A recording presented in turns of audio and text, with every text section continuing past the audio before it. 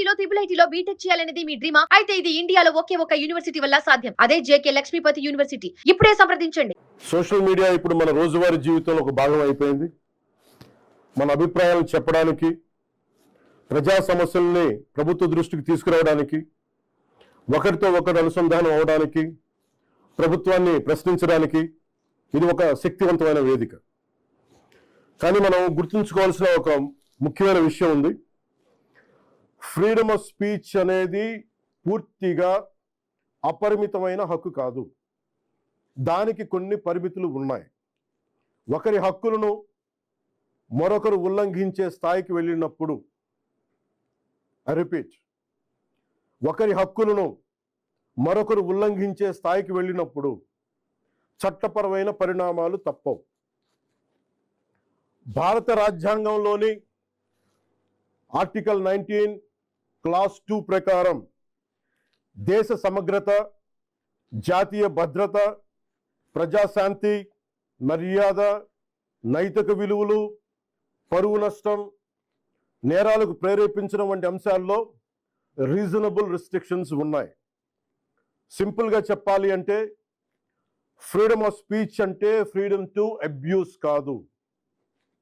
Again I repeat, freedom of speech does not mean freedom to abuse. ప్రభుత్వాన్ని విమర్శించే హక్కు మీకుంది, మమ్మల్ని ప్రశ్నించే హక్కు మీకుంది, మా నిర్ణయాలతో విభేదించే హక్కు మీకుంది. అదే ప్రజాస్వామ్యం, దాన్ని మేము స్వాగతిస్తాం. కానీ ఒకరిని తిట్టడం, డెత్ థ్రెట్స్ ఇవ్వడం, ఆధారాలు లేకుండా ఆరోపణలు చేయడం, మహిళలను టార్గెట్ చేయడం, మత విశ్వాసాలను అవమానించడం, ఒక వ్యక్తి గౌరవాన్ని దెబ్బతీయడం, హింసకు ప్రేరేపించడం, ఇవన్నీ రాజ్యాంగం కల్పించిన స్వేచ్ఛలోకి రావు. ఇవి చట్టపరంగా నేరాలు. గత కొన్నేళ్లుగా సోషల్ మీడియా దుర్వినియోగం ఆందోళన కలిగించే స్థాయికి చేరుకుంది. చాలామంది ఫేక్ అకౌంట్స్ వెనక దాక్కొని అసభ్య పదజాలం ఉపయోగించడం, వ్యక్తిగత దూషణలు చేయడం, పరువు తీసే ప్రయత్నాలు చేయడం, ఆధారాలు లేని ఆరోపణలు చేయడం, fake propaganda, mark photos, death threats, organised harassment వంటి చర్యలకి పాల్పడుతూ ఉన్నారు. మహిళల్ని ముఖ్యంగా అత్యంత అసభ్యంగా టార్గెట్ చేస్తూ ఉన్నారు. చివరికి దేవుళ్ళని, దేవతల్ని కూడా వదలట్లేదు. దేవుళ్ళని, దేవతలపై కూడా ఉద్దేశపూర్వకంగా అవమానకర వ్యాఖ్యలు చేస్తున్నారు. ఇవన్నీ కూడా ఫ్రీడమ్ ఆఫ్ ఎక్స్ప్రెషన్ కింద రావు. ఇది హెల్దీ క్రిటిసిజం కాదు. ఇది ప్రజాస్వామ్యం కానే కాదు. ఈ సందర్భంగా ఒక విషయం చాలా స్పష్టంగా చెప్పాలనుకుంటున్నాం.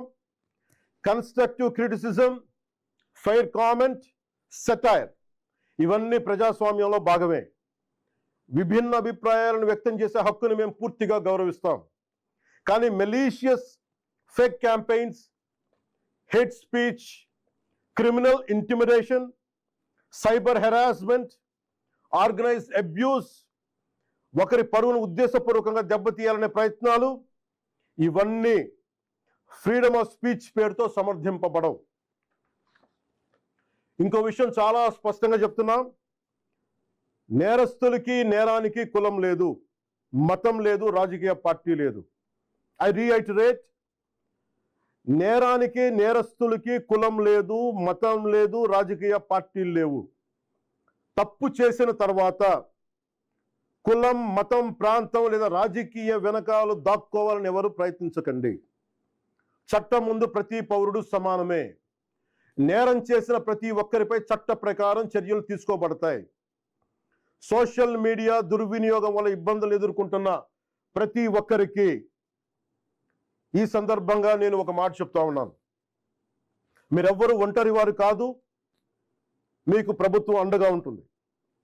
డిప్యూటీ చీఫ్ మినిస్టర్ ఆఫీస్లో సోషల్ మీడియా దుర్వినియోగానికి సంబంధించిన ఫిర్యాదులు స్వీకరించేందుకు ప్రత్యేక వ్యవస్థని ఏర్పాటు చేయబోతున్నాం. స్క్రీన్ షాట్స్, లింక్స్, వీడియోస్ లేదా ఇతర డిజిటల్ ఎవిడెన్స్తో ఫిర్యాదు చేయవచ్చు. ప్రతి జెన్యూన్ కంప్లైంట్ను పరిశీలించి సంబంధిత అధికారులకు పంపించి చట్టపరమైన చర్యలు తీసుకునేలా చేస్తాం. అలాగే పదే పదే ఫేక్ అకౌంట్స్ ద్వారా దుర్వినియోగానికి పాల్పడుతున్న వారిని గుర్తించి వారి వివరాలని ప్రభుత్వానికి అందించాలని బాధ్యత గల పౌరులుగా కోరుకుంటున్నాను. ఇది కేవలం ప్రభుత్వ బాధ్యత మాత్రమే కాదు, మీ అందరి బాధ్యత, మనందరి బాధ్యత. ఇలాంటి నేరాలకి పాల్పడిన వారిపై భారతీయ న్యాయ సంహిత BNS, భారతీయ నాగరిక్ సురక్షా సంహిత BNSS, ఇన్ఫర్మేషన్ టెక్నాలజీ యాక్ట్ 2000 మరియు ఇతర సంబంధిత చట్టాల ప్రకారం కఠినమైన చర్యలు తీసుకుంటాం. కేసు స్వభావాన్ని బట్టి BNS section 351 death threats, criminal intimidation, anonymous threats. BNS section 352 ఉద్దేశపూర్వక అవమానాలు, గొడవలకు ప్రేరేపించే వ్యాఖ్యలు. BNS సెక్షన్ 353 తప్పుడు సమాచారం, రూమర్స్, పబ్లిక్ మిస్చీఫ్ కి దారితీసే పోస్టులు. BNS సెక్షన్ 356 డిఫమేషన్, వ్యక్తి పరువుకు భంగం కలిగించడం. BNS సెక్షన్ 79 మహిళల గౌరవాన్ని దెబ్బతీసే వ్యాఖ్యలు లేదా చర్యలు. BNS సెక్షన్ 299 మత విశ్వాసాలను, ఏ మతమైనా కానీ, BNS సెక్షన్ 299 మత విశ్వాసాలను ఉద్దేశపూర్వకంగా అవమానించడం. BNS సెక్షన్ 196 వర్గాల మధ్య విద్వేషాన్ని రెచ్చగొట్టే చర్యలు. Information technology act sections 66C and 66D fake accounts, identity theft, online impersonation. Information technology act section 67 obscene లేదా అసభ్యకరమైన ఎలక్ట్రానిక్ కంటెంట్. అవసరమైతే information technology act section 69A ప్రకారం చట్టవిరుద్ధమైన ఆన్లైన్ కంటెంట్ పై కూడా చర్యలు తీసుకునే అవకాశం ఉంది. ఈ వ్యవస్థని మరింత బలోపేతం చేయడానికి ప్రత్యేక టాస్క్ ఫోర్స్ని ఏర్పాటు చేస్తున్నాం. సైబర్ క్రైమ్ పోలీస్ మరియు ఇతర లా ఎన్ఫోర్స్మెంట్ ఏజెన్సీస్తో కలిసి పనిచేస్తూ సోషల్ మీడియాలో జరిగే నేరాలపై చాలా వేగంగా చర్యలు తీసుకుంటాం. ప్రతి పౌరుడికి నేను విజ్ఞప్తి చేస్తున్నాను, ఫేక్ అకౌంట్స్, డెత్ థ్రెట్స్, మహిళలపై అసభ్యకర పోస్టులు, మతాలను అవమానించే పోస్టులు, ఆర్గనైజ్డ్ మిస్ఇన్ఫర్మేషన్ లేదా చట్టవిరుద్ధమైన కంటెంట్ కనిపిస్తే దయచేసి దాన్ని ఫార్వర్డ్ చేయకండి, ప్రమోట్ చేయకండి. దానికి సంబంధించిన screen shot, URL, date, time వంటి ఆధారాలను భద్రపరిచి అధికారులకు ఇవ్వండి. మీ సహకారం వల్ల ఎన్నో నేరాలను అరికట్టవచ్చు. అవసరమైతే సోషల్ మీడియా దుర్వినియోగాన్ని అరికట్టేందుకు కొత్త లెజిస్లేషన్ తీసుకురావడానికి ఈ ప్రభుత్వం సిద్ధంగా ఉంది. అదే సమయంలో రాజ్యాంగం కల్పించిన ఫ్రీడమ్ ఆఫ్ స్పీచ్ని పూర్తిగా పరిరక్షిస్తాం. చివరిగా ఒకటే చెప్తున్నాం, మన మాటల్లో బాధ్యత ఉండాలి, మాట్లాడే భాషలో గౌరవంగా ఉండాలి, స్వేచ్ఛకు జవాబుదారీతనం ఉండాలి. సోషల్ మీడియా మనుషుల్ని కలిపే వేదిక అవ్వాలి, విడదీసే వేదిక కాకూడదు.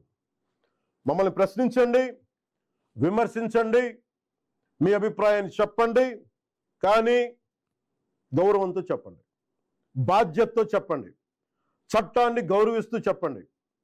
అప్పుడే మన ప్రజాస్వామ్యం మరింత బలపడుతుంది. అలా కాకుండా మా ఇష్టానికి మాట్లాడతాం, మా ఇష్టానికి ఏదైనా అంటామంటే I promise you will face the legal consequences. Thank you. Jai Hind.